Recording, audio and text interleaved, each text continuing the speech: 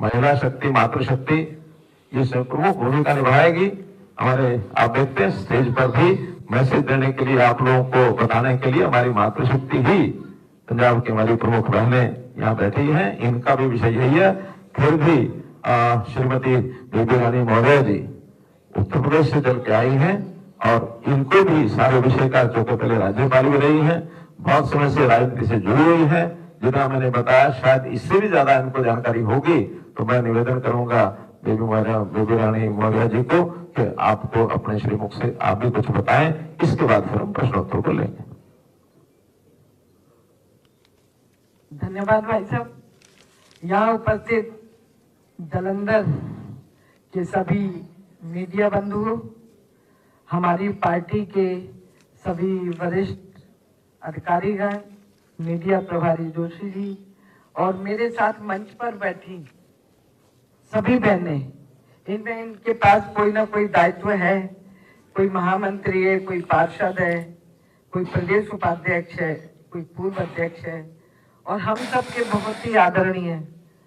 अभी हमारे केंद्रीय मंत्री खट्टर जी ने आपको ये आरक्षण बिल क्या था इसकी पूरी जानकारी दी।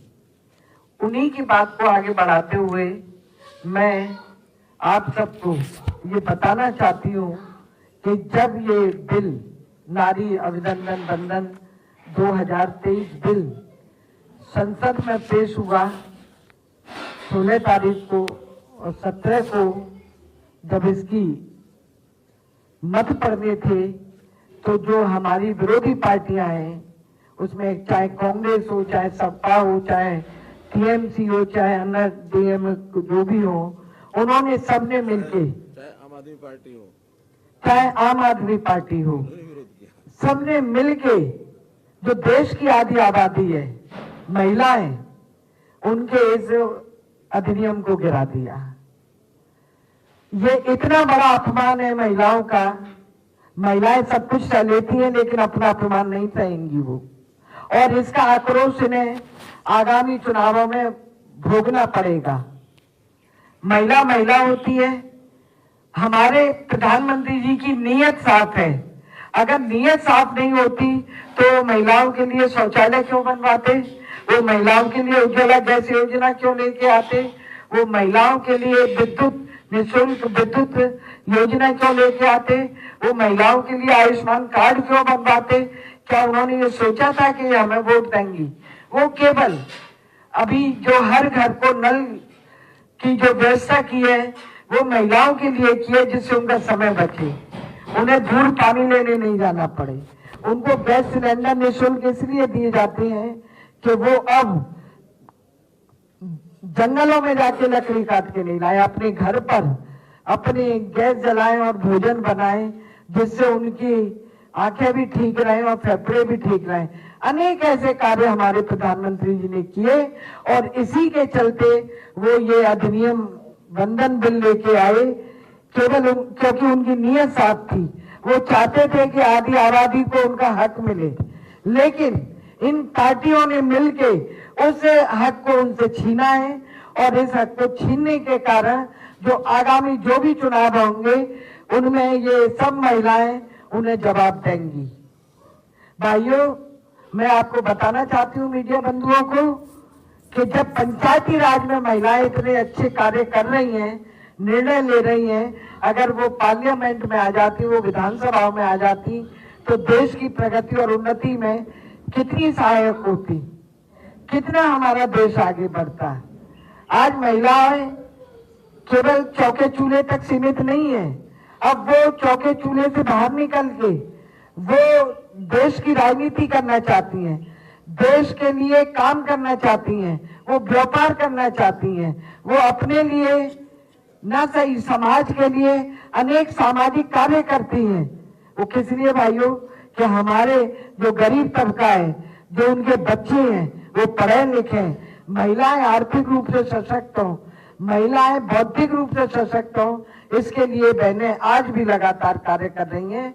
और इन्हीं सब बातों को देखते हुए हमारे प्रधानमंत्री जी जब इस नारी वंदन अभिनंदन बिल को लेके आए तो ये एक सोची समझी चाल के कारण, परिवारवादी पार्टियों के कारण, सपा भी परिवारवादी पार्टी है, कांग्रेस भी परिवारवादी पार्टी है, आप भी परिवारवादी पार्टी है, ये सब पार्टियां, और टीएमसी हमारी जो ममता बनर्जी की पार्टी है वो भी परिवारवादी पार्टी है।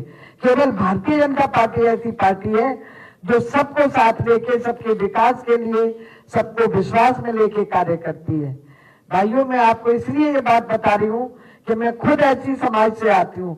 मुझे उत्तराखंड की गवर्नर बना दिया, आज मैं कैबिनेट में मंत्री हूँ, मैं आगरा की महापौर रही हूँ, मैं राष्ट्रीय महिला आयोग की सदस्य रही हूँ।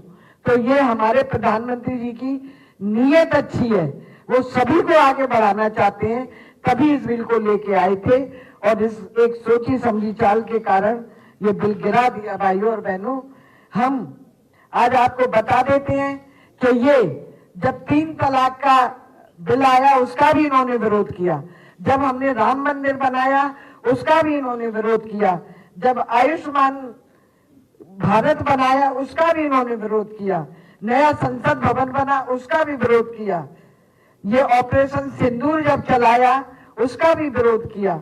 ये खाली विरोध करना चाहते हैं, इसीलिए इन्होंने आधी आबादी का विरोध किया और इस विरोध का इन्हें सामना करना पड़ेगा।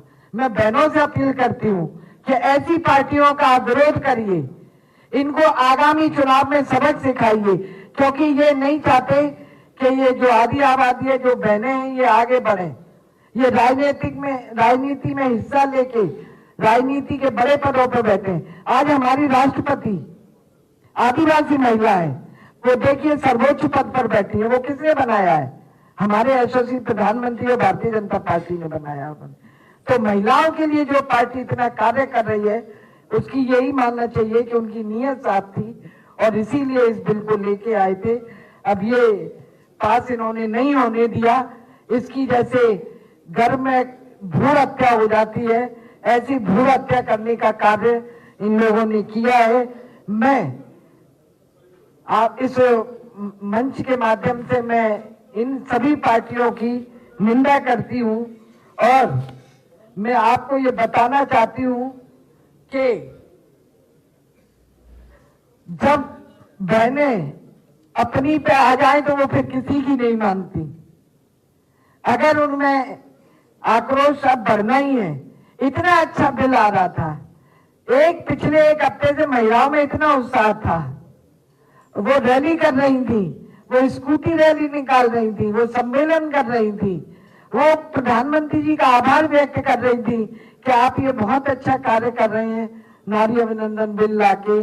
तो इसकी इन्होंने एक तरह से भ्रूण हत्या ही की है, जो जन्म में ही था। अभी अगर ये पास हो जाता तो हमारी 33% जो महिलाएं हैं वो संसद में बैठती और आगामी विधानसभा का जब चुनाव होता तो अपनी अपनी विधानसभाओं में बैठती। भाइयों और बहनों, मैं आपसे ये कहना चाहती हूँ कि ये इन्होंने अपनी महिला विरोधी मानसिकता का परिचय दिया है। प्रधानमंत्री जी ने स्पष्ट कहा था कि नीति निर्माण में महिलाओं की भागीदारी देना कोई उपकार का काम नहीं कर रहे हैं हम, उनका स्वाभाविक अधिकार है। जिन्होंने ऐसे ऐतिहासिक अवसर में बाधा डाली है, आगे आने वाले चुनाव में महिलाओं के इनको कड़े आक्रोश का सामना करना पड़ेगा। गृह मंत्री जी ने भी विपक्ष के झूठ को बेनकाब किया है।